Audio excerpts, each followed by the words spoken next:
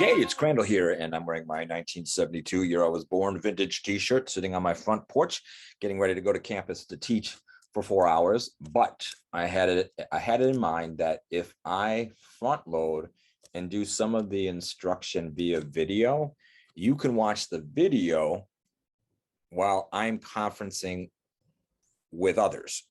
Does that make sense? In other words, I thought that tonight, the gift that I could give you, pedagogy is a gift. That's what Alan Luke says. The gift I can give you is to provide some instructional guidance asynchronously so that you have space to get the work done.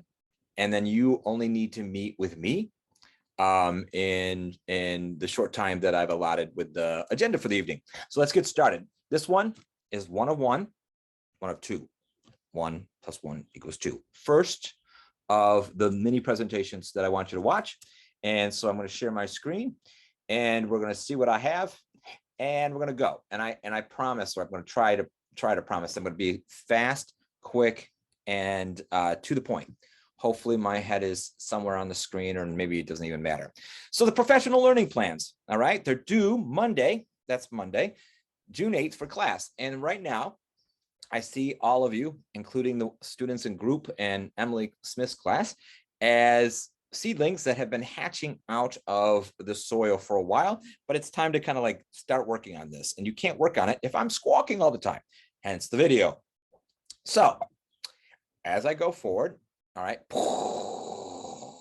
this is about allowing time for you to bloom. So you have tonight's class and you will have most of Monday night's class too, to grow.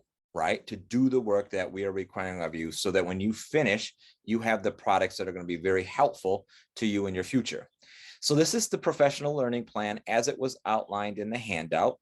It was handed out to you first night of class and it was part of the syllabus, and it is also on the Padlet. In my thinking and in planning backwards, Wiggins and McTighe, if this is what we want you to do, all the coursework that we've done thus far is to get you here, right? So you have to do a professional learning plan that you've already started because you did the response with the vision, right? So the ultimate reflection, that's what this is. This is the ultimate reflection. And I do know, yes, Kevin, it's the reflection of reflections. And I make that point because Kevin, when he turned in his first response, he says, oh, I thought we were done doing reflections. Oh God, no. That's reflection is the art form of teaching.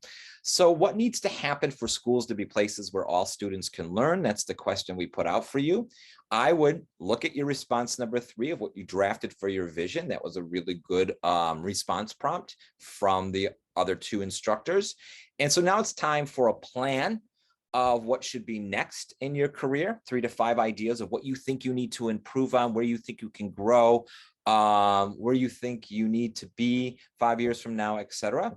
But also some reflection on self-learning. And that is, and I didn't close off the parentheses here, if you were to analyze 2 years plus of your learning, because you've been in grad school for 2 years plus, what statements could you make about you as a teacher, researcher, and learner?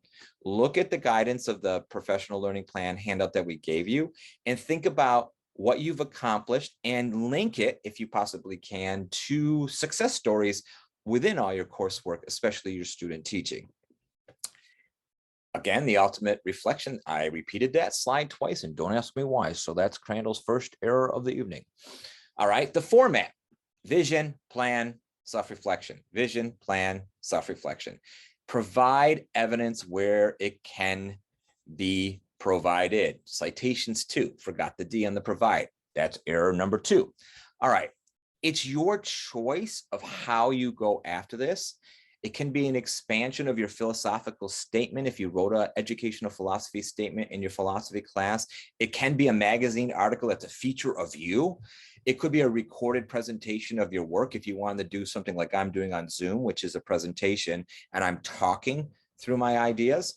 It could be a Padlet where your reflection is there, your vision is there, your statements are there, but then you provide evidence in the columns so that you can show us where we could look at what you've achieved. And actually, ideally, the audience is getting hired as administrators and colleagues, so you could show them what you've accomplished. You could create a script For a podcast or radio show, you don't actually have to record it. But if you were to record a radio show about you and your work, what would that script look like? What would be said? How would the audio go? You could write that out. There is not an official format. It's only the choice of a format that works for you to display your response to the universe. And you can go at it in any way, right? Also, I'm going to tell you that on Monday, when we come to class, we will spend a little bit more time together, because I'm going to break you up in pair shares so that you can look at somebody else's professional learning plan. They can talk you through their professional learning plan, and you could do an evaluation of their work so that I have that along with my own evaluation. So you will address, like, do you think your colleague or your peer has a clear vision? What areas of growth did they name? How is that connected with the teacher they want to become?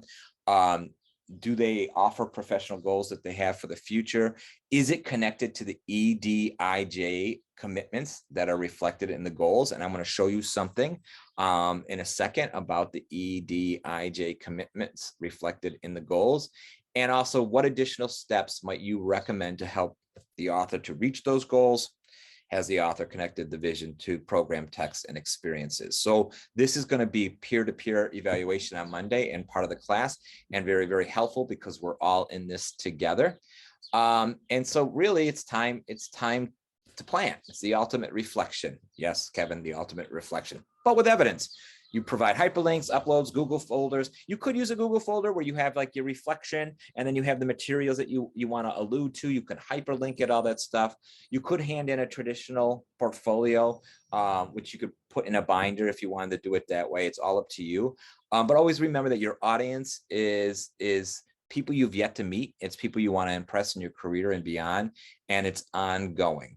I think that is the last slide I have here. Oh, yep. I have this: grow and grow and grow and develop. That is the nature of being an educator. Yeah, I do want to share one other document with you, if it will allow me to get off of this. Thank you. This is my recording. And that is, let me see if I have it open. Pardon me. It's going to be on the Padlet, but I have not put it there yet. So that's why I'm a little bit quieter in. Here it is. All right. I'm opening it up. All right, and I'm going to share it with you. So I created a document that I adapted from the University of Colorado a couple years ago. And it's just basically a definition of what the edgy work is, or the Jedi work. I've always known it as Jedi because I think it's like, let's be Jedis. All right. And it's the 4: equity, diversity, justice, and inclusivity, right?